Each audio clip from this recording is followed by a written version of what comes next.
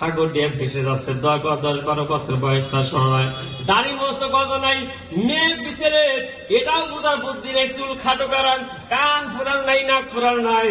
এই মানুষটা যদি আপনার জাহাজে চলতে যাইয়া জাহাজ ডুবে যদি মারা যায়, জাহাজ ডুবে যদি মারা গেল, পয়েন্টটা ভালো করে বলেন, জাহাজটা মারা যাওয়ার পর ওই বাসটা বডিটা নদীর জলেতে ভাসতে ভাসতে তার গুপ্তাঙ্গটা আপনি মনে করেন মাছে বলেন, কুমিরি বলেন, যাই হোক খায়া ফেলিছে ভাই।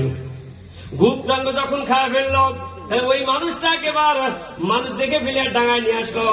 এখন পুরুষ না মহিলা এটা বোঝার বুদ্ধি নাই। এই মানুষটার জানাজা কি হবে ভাই? এই মানুষটার জানাজা কি হবে? পুরুষ না মহিলা? তার জানাজা কি করা যাবে? কারণ যেটা দিয়ে শনাক্ত করবে এই 10-12 বছরের বাচ্চাটার এই গুপ্তাঙ্গ, এই গুপ্তাঙ্গটা তো খায় ফেলিছে মাছে ভাই। মাছে যখন খায় ফেলিছে, তাহলে এখন জানাজা কি হবে? পুরুষ বলে করব না মহিলা বলে করব?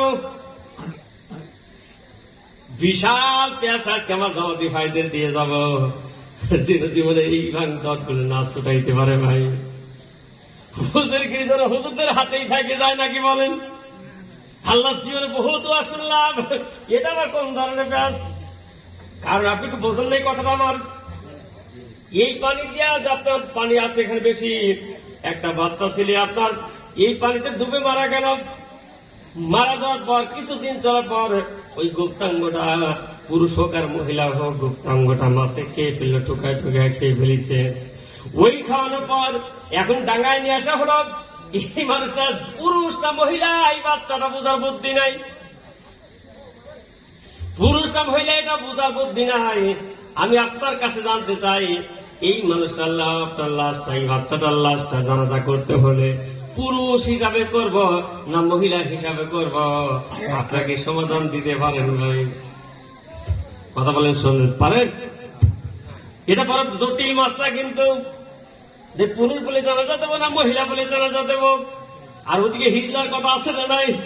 মা বোনদের একটা কথা বলতেছি, মায়েরা বোনেরা এত সময় যারা অপেক্ষা করে সময় খেয়াল করে শুনে নাও। রসুলের হাদিস, রসুল বলে 4টা আমল করলে মেয়েরা জান্নাতে যাবে। সুবহানাল্লাহ বলবেন না? কয়টা? 4টা আমল করলে জান্নাতে যাবে। রসুল মিরাজ থেকে ঘুরে আসার পর মদিনার মেয়েদের ডাক করেছে, মদিনার মেয়েরা সাবধান হয়ে যাও, আমি রাসূলুল্লাহ যখন আমাকে ওই মেরাজের রাতে আমাকে জান্নাত জাহান্নাম দেখানো হয়, জাহান্নাম দেখতে যাই এক পর্যায়ে দেখলাম অধিকাংশ নারীরাই জাহান্নামী। খেয়াল করেন হাদিসটার দিকে, অধিকাংশ নারীরাই জাহান্নামী। এই কথা রাসূলের মুখ দিয়ে বলার সঙ্গে সঙ্গে মদিনার মেয়েরা কাঁদতে শুরু করে দেয়, ইয়া রাসূলুল্লাহ, ইয়া হাবিবাল্লাহ, আমরা এমনিতে নারী, হুজুর আমরা কেমনে সহ্য করব? জাহান্নামের আযাব আমরা সহ্য করতে পারবো না। ও নবী, আমাদের জাহান্নাম থেকে কেন বাঁচার বুদ্ধি নাই? নবী বললেন, আছে বেশি না, তোমরা যদি দুনিয়ার 4টা আমল করতে পারো। কয়টা আমল? আর জোরে কোন কয়টা? হে মা বোনেরা, 4টা আমল করলে তোমরা জান্নাতে যাবা। মদিনা মেয়েরা প্রশ্ন করলে, ইয়া রাসূলুল্লাহ বলে দেন কোন 4টা আমল করলে আমরা জান্নাতে যাবো, হুজুর বলে দেন। নবী বললেন, 1 নম্বর হলো আল্লাহর হুকুম মানা। কার হুকুম মানা? আরো জোরে কান, কার হুকুম মানা? মেয়েদের জন্য বলছি 1 নম্বর আল্লাহর হুকুম মানা। এখন বলেন আল্লাহর হুকুমের মধ্যে নামাজ আছে না নাই? কথা কি বুঝতেছেন না? 1 নম্বর আল্লাহর হুকুমের মধ্যে নামাজ আছে না নাই? ওই নামাজটা মা বোনেরা, নামাজটা আদায় করতে হয়, 5 ওয়াক্ত নামাজ আপনাকে পড়তে হবে। একটা নারীর জন্য আল্লাহ রাব্বুল আলামিন যেই সুযোগ সুবিধা দিয়েছেন, আমরা পুরুষ জাতি আমাদের জন্য কিন্তু সুযোগ সুবিধা আছে। তাই একটা পুরুষের জন্য একদিনও মাসের মধ্যে মাপ নাই নামাজ। এটা একটা নারীর জন্য শরীয়তের কায়দা আল্লাহ একটা জারি করে দিয়েছে। 3 দিনে 5 দিন যারা অপবিত্র থাকে ভাই, তাদের পিরিয়ড যখন চলে ওই সময় তাদের নামাজ পড়তে হবে না। ওই নামাজ আবার কাজা পড়তে হবে তাও নয়।